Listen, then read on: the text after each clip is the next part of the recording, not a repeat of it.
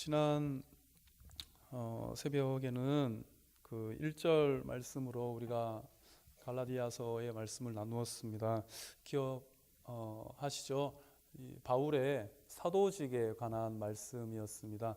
사도의 직분이 과연 누구로부터 왔는가라는 문제는 갈라디아 교회들에게 있어서 굉장히 논란이 되었던 문제였습니다. 사실 문제는 아니었지만 흠을 잡으려고 하다 보니까 바울의 사도성에 대해서 굉장히 논란거리가 되었던 그 이슈 되었던 문제가 바로 이 사도성이었는데 바울은 시작을 바로 그렇게 말씀하고 있습니다. 나의 사도성은 사람들에게서 난 것이 아니고 오직 하나님에게로부터 난 것이다 라는 것을 선포하고 그렇게 못을 받고 시작하고 있습니다. 여러분, 우리가 하나님의 성도로 또 주의 몸된 교회를 섬기기 위해서 이런저런 직분을 맡은 자로 세움 받았다라는 것은 하나님께로부터 보냄을 받았다라는 것입니다. 그렇기 때문에 우리의 모든 직분과 또한 성도로서의 사명이 하나님으로부터 난 것인 줄로 믿습니다. 그렇기 때문에 이 주님의 직을 맡은 청지기로서 이 청지기의 사명을 잘 감당하는 저와 여러분이 되기를 간절히 소망합니다. 오늘 말씀은 바울의 갈라디아 교회들을 향한 바울의 인사말로 2절과 3절 말씀을 통해서 그 핵심 단어인 은혜와 평강에 대한 이 바울의 반박이라는 제 말씀으로 은혜를 나누고자 합니다. 2절과 3절은 제가 봉독해 드리겠습니다. 함께 있는 모든 형제와 더불어 갈라디아 여러 교회들에게 3절입니다. 우리 하나님 아버지와 주 예수 그리스도로부터 은혜와 평강이 있기를 원하노라. 3절에 굉장히 핵심적인 단어가 있습니다. 바로 은혜와 평강이라는 단어죠. 그죠?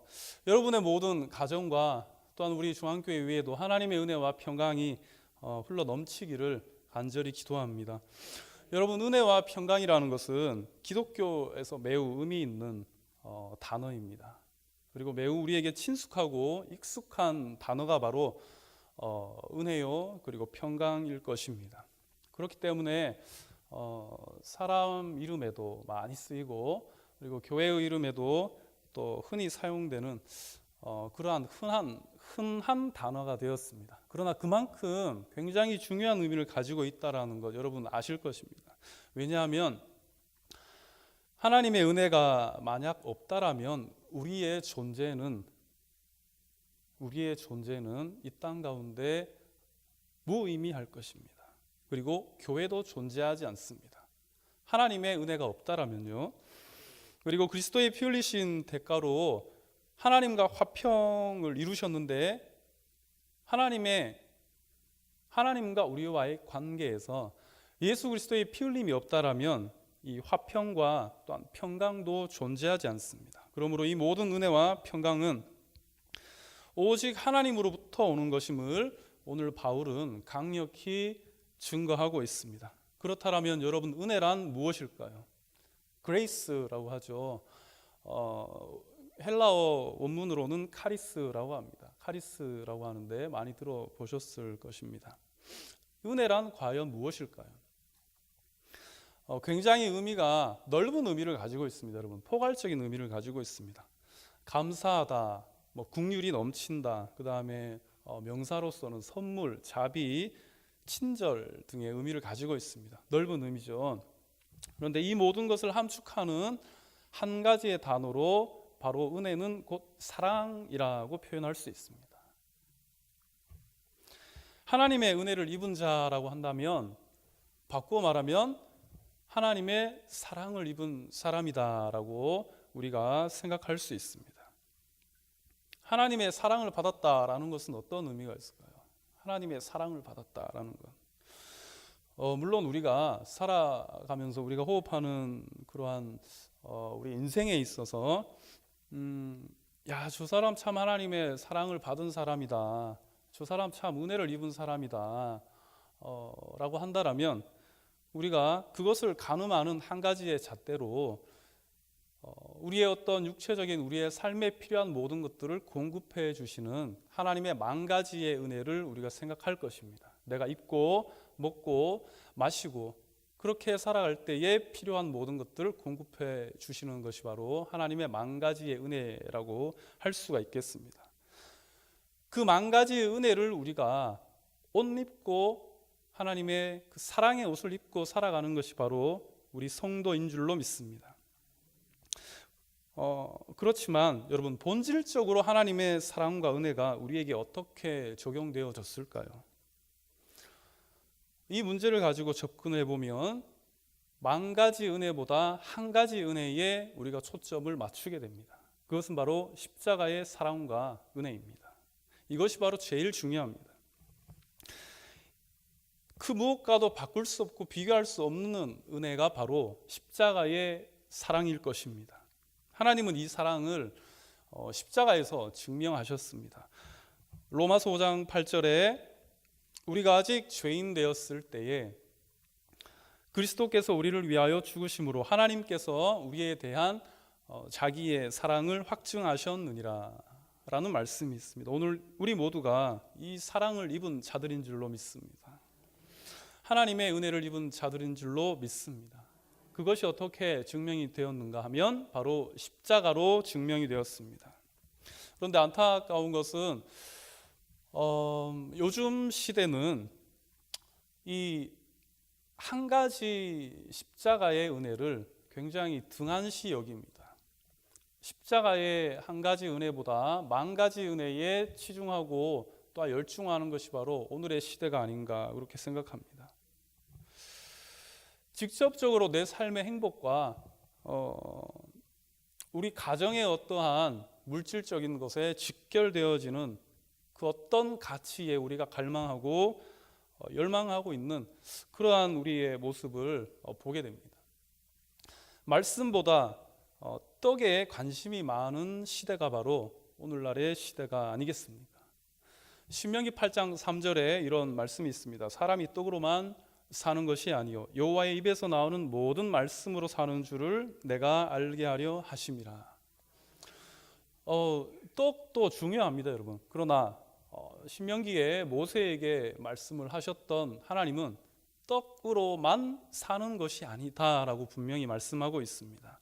우리가 살아감에 있어서 물질의 떡도 필요합니다. 그리고 건강의 떡이나 어떠한 부요와 그런 축복의 떡이 왜 여러분 필요하지 않겠습니까?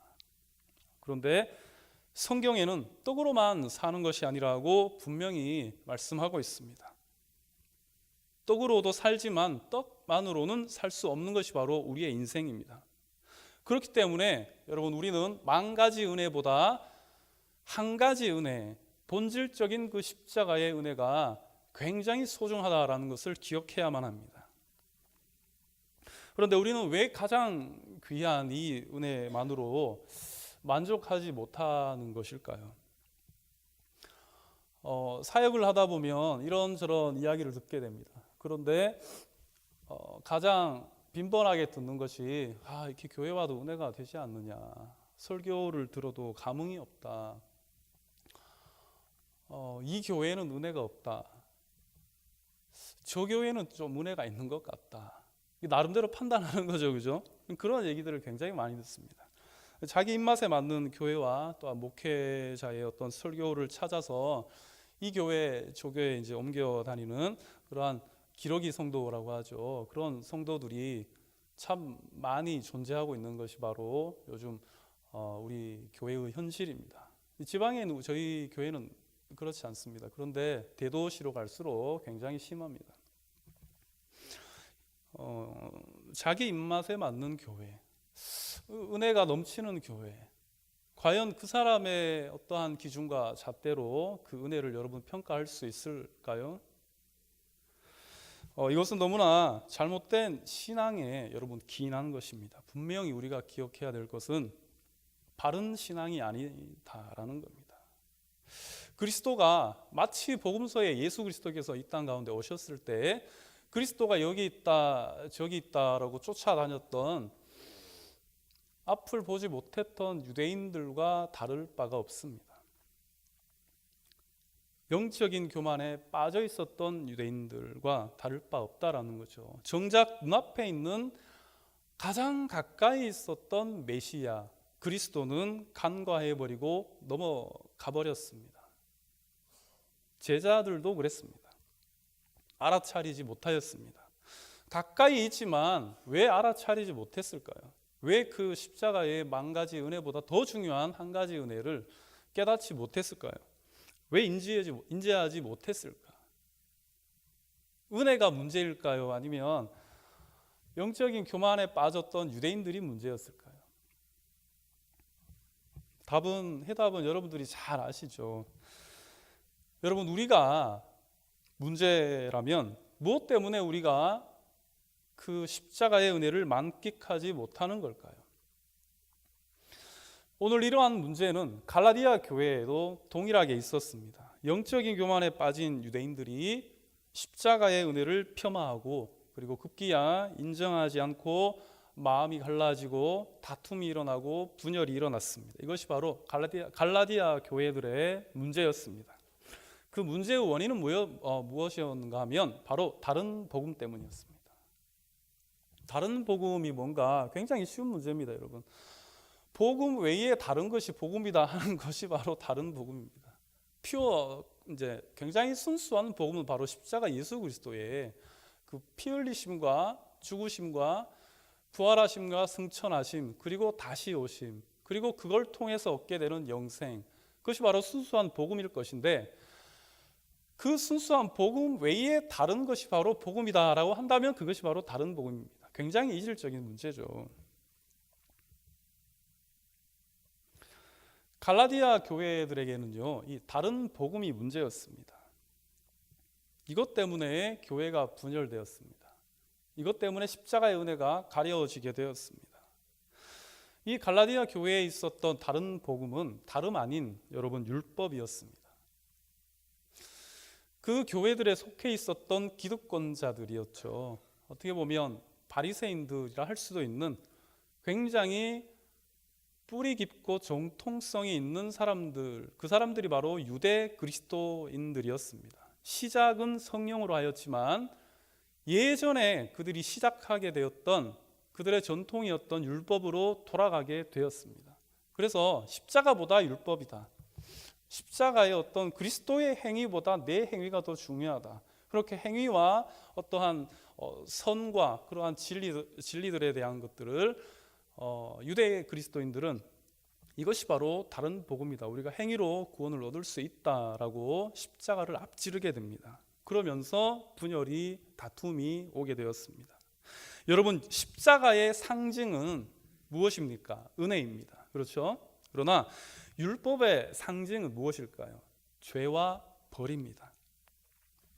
그러나 율법이 무조건 나쁜 것은 아닙니다. 이것은 하나님과의 관계 안에서 제가 조금 후에 설명할 것이지만 율법이 무조건 나쁜 것이 아니라 하나님과의 관계성 안에서 이 율법을 어떻게 해석해야 되는가에 따라 율법은 굉장히 선한 의도를 가지고 있다는 걸 우리가 알아야 됩니다. 그런데 유대인들은 이것을 잘못 알게 됐습니다. 율법에 대해서 오해를 하고 있었습니다. 율법의 순 기능은요, 야, 참 죄가 뭔가, 이게 죄구나 라는 것을 우리에게 가르쳐 줍니다. 그리고 죄가 무엇인가를 들춰내줍니다. 그래서 율법은 거울과 같습니다. 내가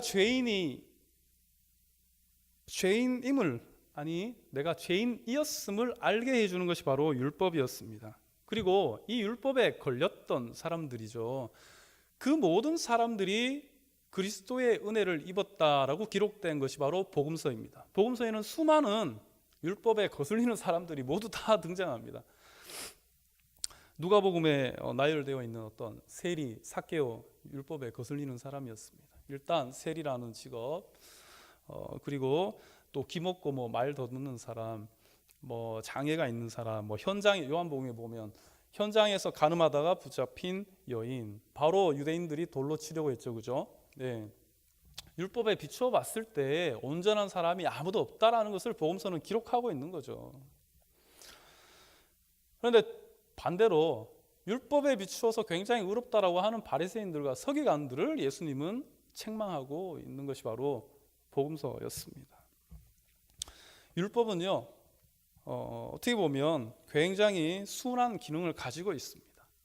그런데 이것이 바로 다른 복음이 될 수밖에 없었던 것은 십자가의 은혜보다 그 위에 상위 개념으로 율법을 올려다 놓았기 때문입니다.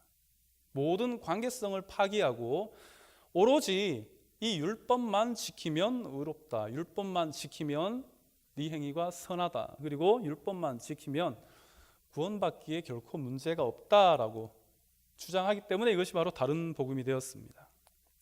여러분, 말씀에 은혜가 없다, 교회 와도 참 은혜가 안 된다. 물론 저희 교회도 어떻게 보면은 외적인 상황들이 은혜와 또한 평강을 저해하는 요소로 작용될 수도 있을 것입니다. 그러나 여러분, 이 모든 것은 우리가 한 가지의 문제로 봐야 됩니다.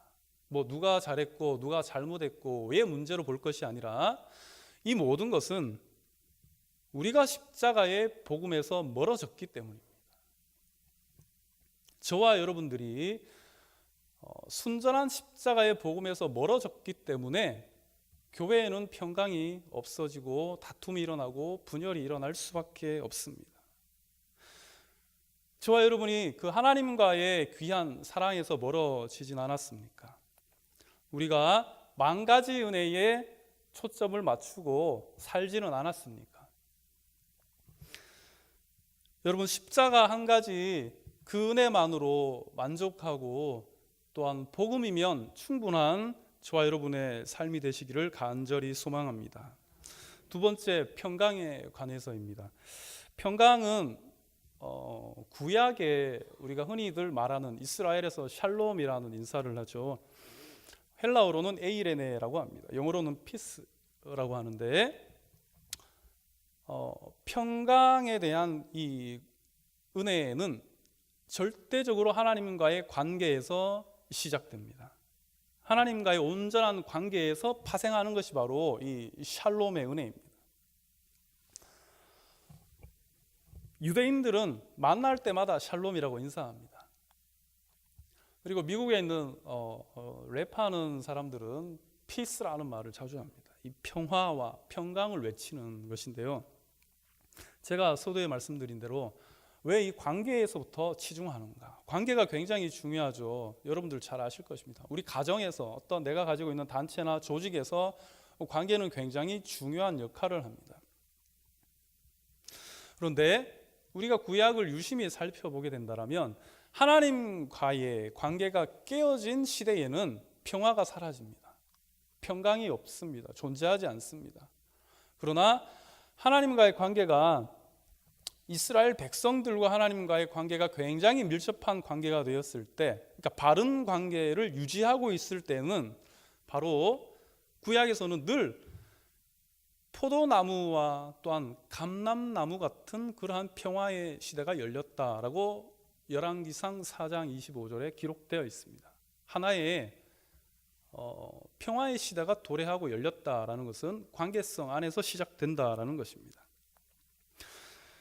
그런데 여러분, 이 관계가 문제가 생기면 항상 하나님께서는 회초리를 들게 됩니다. 그리고 징계를 하게 되었습니다. 어떻게 보면 왜 자꾸 구약적으로 말씀하느냐, 근데 구약에 문제가 있는 것이 아닙니다, 여러분. 그냥 구약에 드러난 율법과 그 안에 함의되어 있는 약속이 있죠. 내 말을 그러니까 하나님의 말씀을 잘 들으면 복을 받고 잘 듣지 않으면 저주를 받게 된다. 신명기에도 쭉 기록되어 있습니다만은 표면적으로 드러나는 것들만 가지고 우리가 해석하면 굉장히 큰 오류를 범하게 됩니다. 하나님은 늘 매만 들고 내게 주님 말씀 안 따르면 저주하는 하나님으로 우리가 받아들일 수 있는데, 항상 이것을 여러분 관계성 안에서 우리가 해석을 해야 됩니다. 율법 중심인 것처럼 보이지만 관계 중심 안에서 율법이 형성되었습니다, 여러분. 관계가 먼저고 율법은 바로 그 후에 따라오게 된 것입니다. 그러니까 하나님과 이스라엘 백성들, 하나님과 저와 여러분들 사이에서의 그 관계를 위해서 하나님은 늘 얘들아, 너희들이 내 말 좀 잘 들어봐라. 그리고 나는 이런 하나님인데 나와의 관계를 위해서는 너희가 이렇게 행동하고 이렇게 살았으면 좋겠다라는 것이 율법이었습니다. 그것을 체계화한 것이 바로 율법이죠. 그리고 그것이 기록된 것이 바로 구약입니다. 율법은 법을 어기면 처벌을 받는 것은 당연시 기록되었습니다. 우리도 잘 알고 있습니다. 그런데 평강과 관련해서 하나님과의 관계성 안에서 우리가 어떻게 율법을 해석하며 적용할 수 있는가가 관건입니다.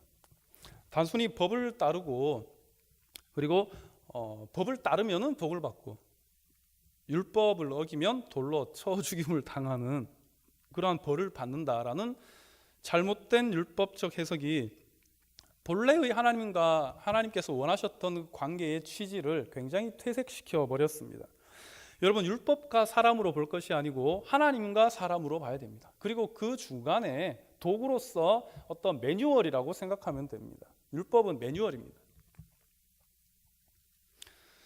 그렇다면 우리가 어떻게 하나님과의 관계를 잘 유지할 것인가 굉장히 중요한 문제죠. 왜냐하면 하나님과 관계를 잘 유지해야 평안이 넘칩니다.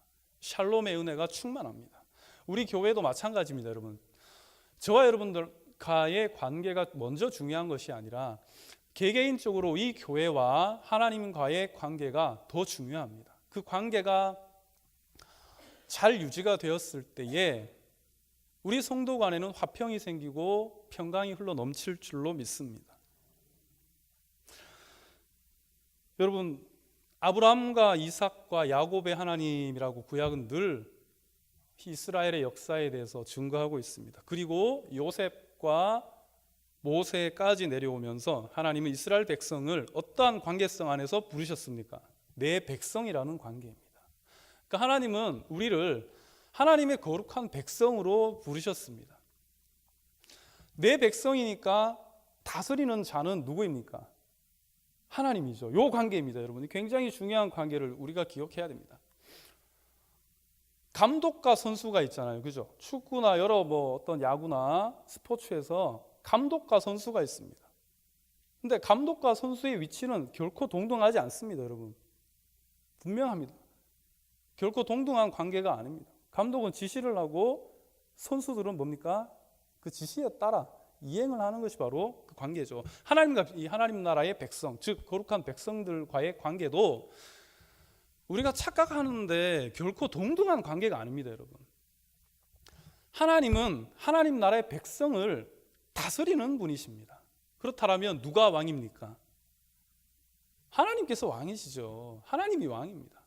우리 개개인적으로 들어와 보겠습니다. 저와 하나님과의 관계에서도 바로 왕은 하나님이십니다. 저는 그저 하나님이 통치하고 다스리는 일개 백성에 불과합니다. 그런데 이 관계가 여러분, 이 관계가 자꾸 뒤바뀌면 어떤 일이 벌어지는가 하면 평화와 평강이 깨어지고 다툼과 분열과 시기와 질투와 모든 악한 것들이 파생되게 됩니다. 평강하기 위해서 가장 중요한 것은 바로 하나님과의 관계입니다. 그 관계가 바로 뭔가 하면 누가 왕인가라는 거죠. 이 왕과 백성과의 관계를 여러분 다시 정립하는 그러한 이 새벽이 되기를 간절히 소망합니다. 베드로도 이렇게 고백했잖아요. 나의 주 나의 하나님이시다. 도마가 고백했죠. 나의 주 나의 하나님이시다. 그리고 베드로는 주는 그리스도시요 살아계신 하나님의 아들이시다. 주라는 것은 주인이라는 겁니다. 그리고 도마가 고백했던 나의 주 나의 하나님도 바로 주자는요 주인이라는 거죠. 나의 마스터, 나의 보스, 그분은 나의 왕이십니다. 왕과 이 백성과의 관계는 우리가 왕으로서 우리를 다스리는 하나님의 다스림과 통치를 여러분 즐겨해야 됩니다. 내 안에, 또한 이 교회 안에, 이 공동체 안에, 우리 한국 교회 안에 굉장히 문제가 많죠. 분열이 많습니다. 싸움이 많고 법적인 어떤 사회법적인 문제까지 가는 것은 요즘 기본입니다. 왜 그런가요? 왜? 그것은 바로 하나님의 왕 되심을 여러분 인정하지 않기 때문입니다. 하나님의 왕 되심을 인정하게 된다면 누구의 다스림과 통치를 받게 됩니까? 하나님의 다스림을 받게 됩니다. 그리고 하나님의 통치를 받게 됩니다. 그 관계성 안에서 예수 그리스도는 뭐라고 표현을 하셨는가 하면 요한복음에 보면 나는 참 포도나무요 너희는 가지라. 이게 바로 왕과 백성의 관계입니다, 여러분. 참 포도나무에 우리는 가지일 뿐입니다. 하나님 나라에서 우리는 하나님의 백성일 뿐입니다.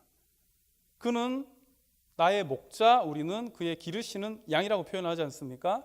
참 포도나무에 있는 우리 가지는 하나님의 다스림을 받는다라는 것, 하나님의 통치를 받는다라는 것이 어떤 것인가 하면 포도나무는, 참 포도나무는 가지된 우리는 그 포도나무에 딱 붙어 있으면 됩니다. 그렇다면 하나님의 영향력을 받게 되죠. 하나님의 양분을, 영양분을 우리가 공급받게 됩니다. 하나님의 선하심을 닮아가게 됩니다. 소리치지 않습니다. 결코 분노하지 않습니다. 선하신 하나님, 굉장히 소통 잘하는 하나님, 굉장히 사랑 많은 하나님, 굉장히 절제, 언제나 평강이 흘러넘치는 그 하나님의 속성을 우리는 가지로서 하나님의 영향력을, 하나님의 다스림을 받게 될 때에 성령의 9가지 열매가 맺힐 수밖에 없다라는 겁니다. 이 교회에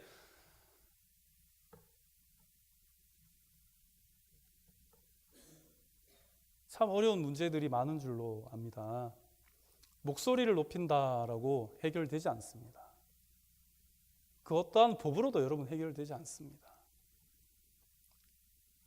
우리가 하나님의 왕 되심을 인정할 때에 참 포도나무 되시는 그리스도께서 이 모든 것들을 벌 주실 것은 벌 주시고 사할 것은 사하시고 그분의 통치대로, 그분의 다스림대로 하나님께 맡겨야만 모든 것들이 해결될 줄로 믿습니다. 왜냐하면 이 교회의 왕은 내가 여기서 30년 신앙생활을 했는데, 내가 여기서 70년의 역사를 내가 다 봤던 사람인데, 내가 이 교회의 성전의 건축에 얼마나 관여를 했는데가 아닙니다, 여러분. 그런 사람들이 왕이 아니라 제대로 아셔야 됩니다. 하나님께서는 바로 이 교회의 왕이십니다. 그 하나님의 다스림을 받을 때에만 비로소 여러분 이 교회가 참으로 솔로몬 왕 때처럼 평화와 평강이 흘러 넘치는 그러한 제2의 이 중앙교회의 역사가 또한 하나님의 평화의 날이 올 줄로 믿습니다. 하나님의 왕 되심을 인정하는 저와 여러분이 되기를 간절히 소망합니다. 이제 말씀을 마무리하겠습니다. 여러분 은혜와 평강을 누리십시오. 만 가지 은혜보다 십자가 한 가지 은혜에 만족하며 그 은혜를 누리는 저와 여러분이 되기를 간절히 소망합니다. 그리고 그 누구의 통치와 다스림도 아닌 오직 교회의 머리 되시는 예수 그리스도의 왕 되심을 인정하며 주님의 다스림과 통치를 즐거워하는 저와 여러분이 되기를 간절히 소망합니다. 기도하겠습니다.